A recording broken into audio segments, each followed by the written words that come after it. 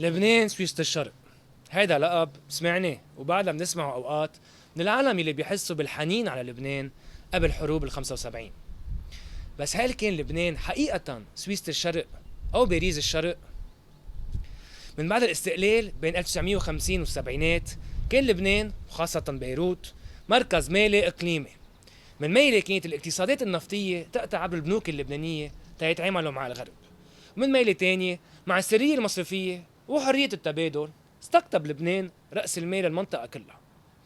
الودائع المصرفية بالبنوك اللبنانية قطعوا من 215 مليون ليرة لبنانية بال 1950 ل 8220 مليون ليرة بال 74. قدرت بيروت تستقطب الرأس المالي اللي كان يهرب من غير دول عربية، 60 مليون ليرة من البرجوازية الفلسطينية بعد النكبة، 100 مليون ليرة من مصر بعد وصول عبد الناصر على الحكم مع مشاريعه الإصلاح الاشتراكي، 150 مليون ليرة من العراق بعد إسقاط نظام الملك بال 1958، و500 مليون ليرة من سوريا من وراء الانقلابات المتتالية قبل وبعد الاتحاد مع مصر.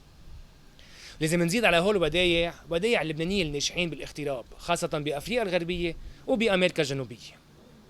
كان القطاع المصرفي بلبنان باب الغرب للشرق وباب الشرق للغرب، يلي أدى لاستثمارات أجنبية بهذا القطاع. ب 1972 كانوا 57% من المصارف مملوكين بجزء أساسي من رأس مال غربي. كانت كمان التجارة لوحدها تشكل ثلث الناتج المحلي، لأنه كان لبنان منبر للتبادل بين الشرق والغرب خاصة بعد المشاكل بقناة السويس.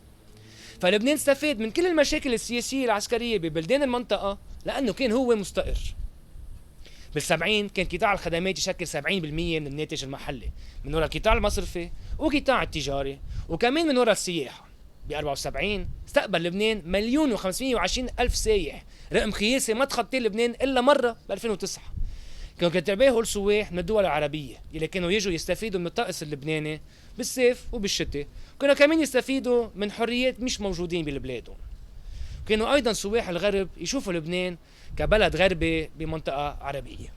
بس التركيز الليبرالي على قطاعات المالي والخدمات ضعف القطاعات الأخرى مثل الزراعة والصناعة، وخسر لبنان مميزاته النسبية إذا منقارن لبنان بالدول المجاورة.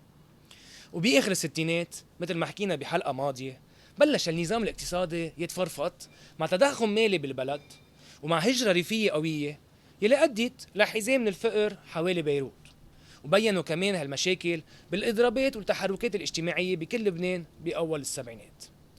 إذا منقارن بس أرقام بورصة بيروت بآخر الستينات منشوف إنه بعد ال 67 قشطت المعاملات المالية. ب 64 تداول ببورصة بيروت بحجم 81 مليون ليرة، بس ب 69 هالحجم انخفض لمليونين بس. وقطع نمو سوق بورصة بيروت من 10% بال 64 ل 1% تحت الصفر بال 68. فبرأيكم كان لبنان سويسة الشرق قبل ال 75 أو كانت بس بيروت تستحق هاللقب بينما كانت بقية المناطق ما عم تتطور وعم تفقر؟ اعطوني رأيكم بالكومنت بوكس تحت الفيديو، وإذا عندكم أي سؤال عن هالموضوع أو عن أي موضوع خاص بذاكرة لبنان فيكم تتواصلوا مع الفريق عبر يوتيوب، فيسبوك وإنستغرام.